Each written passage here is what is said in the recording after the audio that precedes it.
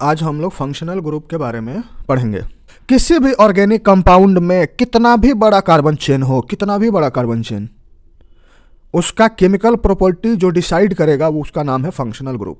तो कुछ functional group के नाम नीचे दिए गए हैं और बाकी टेबल में बहुत सारे नाम दिए गए हैं। जैसे हाइड्रोक्सिल ग्रुप को हम दिखाते हैं OH से, फ्री बॉन्ड OH, इसे फ्री बॉन्ड कहते हैं, फ्री बॉन्ड OH, मतलब ये किसी ना किसी पैरेंट चेन से कनेक्टेड होगा, ठीक है, कनेक्ट होगा ये। ठीक उसी तरीके से एल्डिहाइड ग्रुप, एल्डिहाइड है ये। उसी तरीके से कार्बोक्सिलिक एसिड ग्रुप है ये, ठीक है। तो अल्टीमेटली फंक्शनल ग्रुप क्या होता है? किसी भी ऑर्गेनिक कंपाउंड के केमिकल प्रॉपर्टीज को डिसाइड करता है वो, कि उसकी केमिकल प्रॉपर्टीज कैसी होगी। अब होमोलोगस सीरीज क्या होता है? अ ग्रुप और a series of organic compounds each containing a characteristic functional group. CH3 functional group क्या है? OH। अब हमने क्या किया? CH3 CH2 OH functional group same है, केमिकल प्रॉपर्टीज यही डिसाइड करेगा, लेकिन हम कार्बन चेन क्या कर दिया? बड़ा कर दिया। CH3 CH2 CH2 OH, again functional group is same but carbon chain is increasing. CH2 क्या जोड़ते जा रहा है? CH2 यूनिट जोड़ते जा रहा है। CH3 CH2 CH2 CH2 OH बढ़ रहा है ना? तो ये पूरी सीरीज को क्या कहते हैं? Homologous series. There are a number of homologous series of organic compound, बहुत सारे होमोलोगस सीरीज है। सम ऑफ दीज आर, जो फेमस है उसका नाम ले रहे हैं, ध्यान से देखो। Alkanes, carbon carbon single bond, methane ethane propane butane pentane hexane octane nonane decane undecane dodecane tridecane tetradecane होता है ना। उसके बाद डबल बॉन्ड में आ जाओ, एल्कीन्स, जो एन था वो इन हो जाएगा। उसके बाद एल्काइंस, ट्रिपल बॉन्ड। उसके बाद हेलो एल्केन्स, हाइड्रोजन वाले। उसके बाद एल्केनॉल्स, अल्कोहल वाले। उसके बाद एल्केनल्स, एल्कोन्स, एल्केनोइक एसिड्स, एमाइंस, ये सब क्या है? Homologous series. Same functional group, लेकिन कार्बन की संख्या धीरे धीरे बढ़ती जाएगी। 1 कार्बन 2 कार्बन 3 कार्बन 4 कार्बन, मतलब CH2 यूनिट जुड़ता जाएगा। क्लियर है? नोमेनक्लेचर ऑफ ऑर्गेनिक कंपाउंड्स, किसी भी ऑर्गेनिक कंपाउंड का नोमेनक्लेचर कैसे करते हैं? नोमेनक्लेचर मतलब नाम कैसे लिखते हैं? IUPAC nomenclature. तो इसके लिए एक फार्मूला याद रखेंगे। पहले हम प्रीफिक्स 2 लिखते हैं, फिर प्रीफिक्स 1 लिखते हैं, फिर वर्ड रूट लिखते हैं, और फिर सफिक्स 1 और सफिक्स 2 लिखते हैं। वर्ड रूट हो गया, मेन चेन हो गया तुम्हारा वर्ड रूट। मेन चेन में जितने भी कार्बन होंगे उनके अनुसार हम वर्ड रूट लिखते हैं, ठीक है। प्रीफिक्स हो गया जो भी फंक्शनल ग्रुप है या जो भी कार्बन चेन है जब ब्रांचिंग में है, एज ए ब्रांच है। जितने फंक्शनल ग्रुप है जो एज ए ब्रांच काम करेंगे वो प्रीफिक्स 1 में आ गए। जितने भी फंक्शनल ग्रुप है जो एज ए ब्रांच काम करेंगे, ठीक है। तो फिर प्रीफिक्स 2 में क्या आ गया? तो जितने भी साइक्लो कंपाउंड है, साइकिल वाले, क्लोज चेन वाले, वो यदि एज ए ब्रांच काम कर रहे हैं तो वो आ जाएंगे प्रीफिक्स 1 में। वर्ड रूट क्या हो गया? ये मेन चेन कार्बन के अनुसार होगा, मेन चेन या पैरेंट चेन इसको कहते हैं, पैरेंट चेन। क्लियर है? और सफिक्स 1 सफिक्स 2 क्या आ गया? फंक्शनल ग्रुप जिसके बेसिस पे हम लोग नाम लिखेंगे वो आ जाएंगे सफिक्स में। ये भी 2 ग्रुप में है, एक सफिक्स 1 और एक सफिक्स 2। तो सफिक्स 1 में क्या आ जाते हैं? एल्केन वाले आ जाते हैं, मतलब एन वाले, सिंगल बॉन्ड वाले। कार्बन कार्बन सिंगल बॉन्ड वाले आ जाएंगे। कार्बन कार्बन डबल बॉन्ड वाले मतलब इन आ जाएंगे। और कार्बन कार्बन ट्रिपल बॉन्ड मतलब वाइन भी आ जाएंगे, ठीक है। और सफिक्स 2 में फिर क्या आ जाएंगे? तो जितने भी फंक्शनल ग्रुप है, मेन फंक्शनल ग्रुप जिनके बेसिस पे हम नाम लिख रहे हैं इसका, वो सफिक्स में आ जाएंगे। तो हम लोग सबसे पहले प्रीफिक्स के बारे में देखते हैं। प्रीफिक्स में वो फंक्शनल ग्रुप आते हैं जिनको एज ए ब्रांच हम यूज करते हैं, ब्रांच चेन। ब्रांच चेन की तरह यूज करते हैं या सब्स्टिट्यूएंट की तरह यूज करते हैं। ब्रांच कहो या सब्स्टिट्यूएंट कहो, एक ही बात है, ठीक है। तो कुछ ब्रांच फंक्शनल ग्रुप को हम लोग देखते हैं, कुछ फंक्शनल ग्रुप जिन्होंने एज ए ब्रांच हम लोग यूज कर सकते हैं, तो उनका नाम क्या होता है, एज ए ब्रांच नाम क्या होता है। तो अब देखो, सारे फंक्शनल ग्रुप को फ्री बॉन्ड के साथ लिखेंगे। फ्री बॉन्ड मतलब इन्हें पेरेंट चेन में जोड़ा जाएगा यहाँ से, ठीक है। तो इसे फ्री बॉन्ड कहते हैं, ये हमेशा याद रखेंगे कि ये जो बॉन्ड है इसे हम फ्री बॉन्ड कहते हैं, ठीक है। यहाँ से ये ऐड होते हैं पेरेंट चेन में या मेन चेन में। तो यदि फ्लोरीन है तो इसे फ्लोरो कहते हैं, chloro, bromo, iodo, nitro, nitroso, alkyl.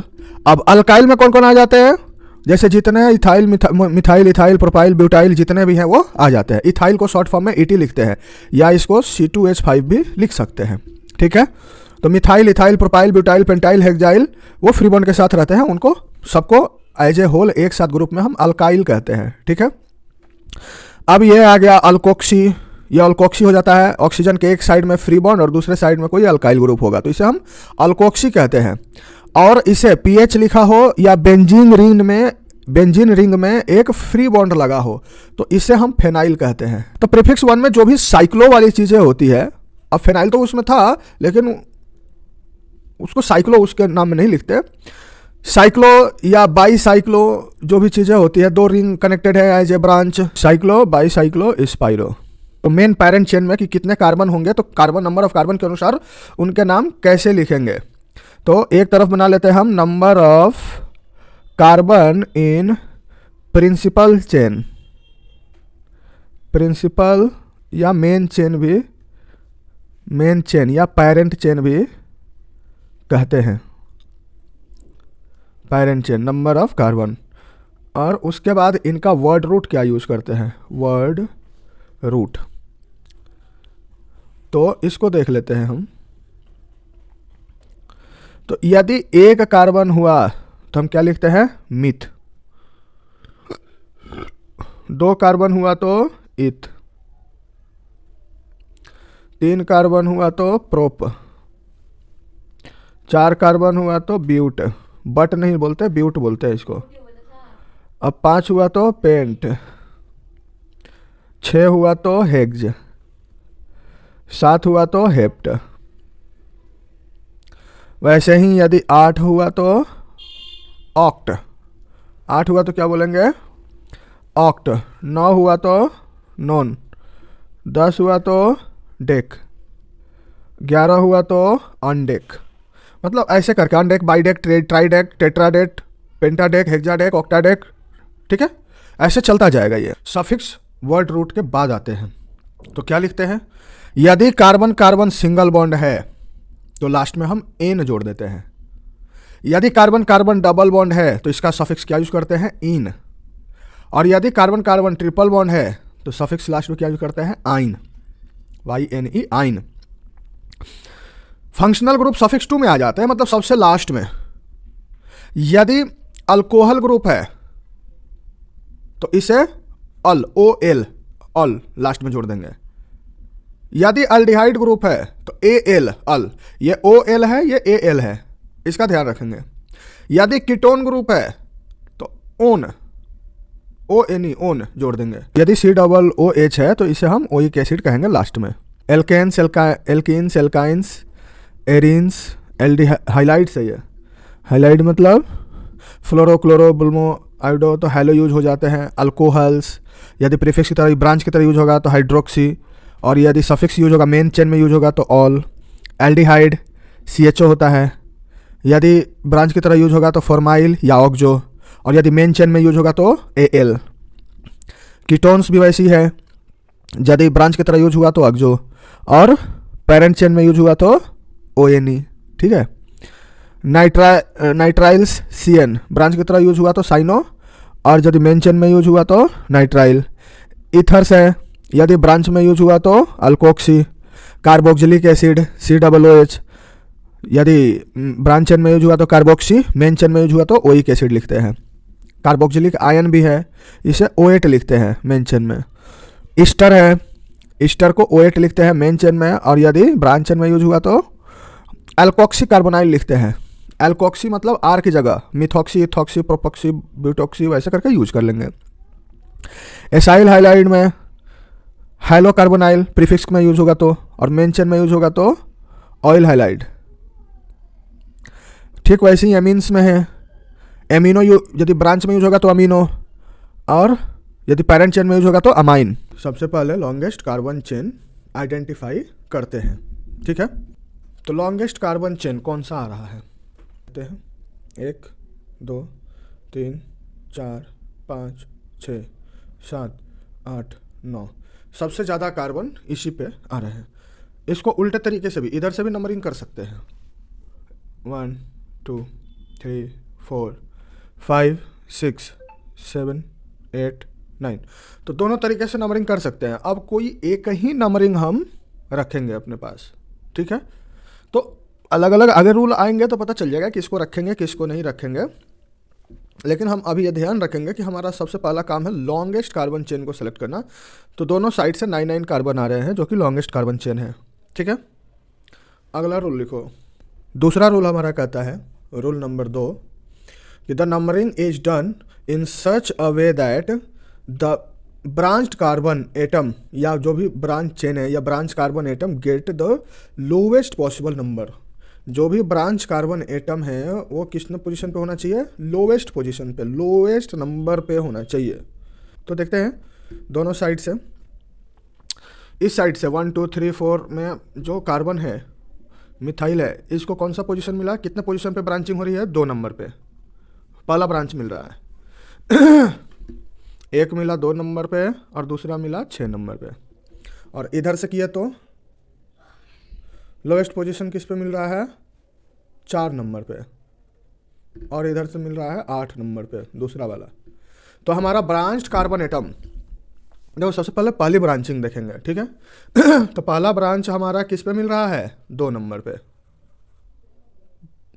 दूसरा वाला 4 पे मिल रहा है, तो ये 4 वाला नहीं लेंगे हम, 2 वाला लेंगे। मतलब नंबरिंग हमारी ये वाली करेक्ट है, नीचे वाली, ठीक है। जो भी हमारा अल्काइल ग्रुप अटैच है वो अल्फ़ाबेटिकल ऑर्डर में रहना चाहिए, ठीक है। तो पहले अल्फ़ाबेटिकल देख लेंगे, जो पहले आता है उसका नाम हम पहले लिखते हैं। इसमें देख रहे हैं कि 2 नंबर पे क्या है, मिथाइल है, और 6 नंबर पे इथाइल है। तो जब नाम लिखेंगे तो पहले इथाइल का नाम लिखेंगे, बाद में मिथाइल का नाम लिखेंगे, क्योंकि इथाइल ई से शुरू हो रहा है और मिथाइल एम से शुरू हो रहा है। तो पहले ई आता है ना, उसके बाद एम आता है, ठीक है। तो नाम कभी भी ब्रांच चेन का लिखेंगे तो वो किस में लिखेंगे, अल्फ़ाबेटिकल ऑर्डर में लिखेंगे। यदि 2 या 2 से ज़्यादा एक ही तरीके के ग्रुप अटैच है, आइडेंटिकल ग्रुप अटैच है, देखो जैसे ये भी मिथाइल है, ये भी मिथाइल है, इसमें 3 मिथाइल ग्रुप अटैच है, इसमें 2 मिथाइल ग्रुप अटैच है, ठीक है। तो इसमें बार बार मिथाइल मिथाइल नहीं लिखेंगे, इनके लिए हम बाई ट्राई टेट्रा, 2 के लिए डाई का यूज़ कर लेंगे, 3 के लिए ट्राई का यूज़ कर लेंगे, 4 के लिए टेट्रा का यूज़ कर लेंगे, 5 के लिए पेंटा का यूज़ कर लेंगे, 6 के लिए हेक्सा का यूज़ कर लेंगे। इस तरीके से हम प्रीफिक्स यूज कर लेंगे, ठीक है।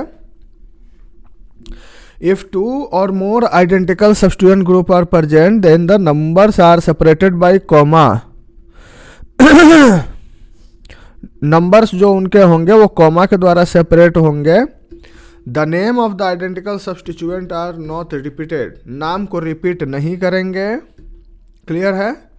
और उसकी जगह पे हम डाई ट्राई टेट्रा पेंटा का यूज करेंगे जितना भी होंगे। While writing the name of the substituent in alphabetical order, these prefix however are not considered. Alphabet के रूप में इस प्रीफिक्स का लेटर को हम यूज नहीं करेंगे।